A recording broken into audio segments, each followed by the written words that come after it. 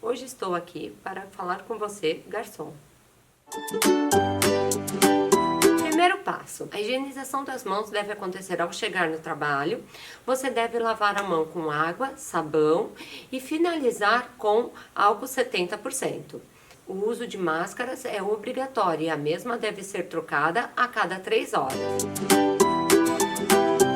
Coloque o uniforme limpo ao chegar no trabalho. Oriente o cliente que deve estar utilizando máscaras e realizar a higienização das mãos. Arrume o salão para que haja distanciamento de 1,5 m entre um cliente e outro. Todos os talheres devem estar embalados, pratos e copos protegidos até o momento do servimento e polidos com álcool 70%.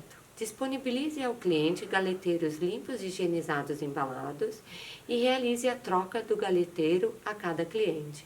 Entre um cliente e outro, realize a limpeza de mesas e cadeiras e finalize com álcool 70%. Ao final do dia, mesas, cadeiras e galeteiros devem ser limpos com água, sabão e solução clorada.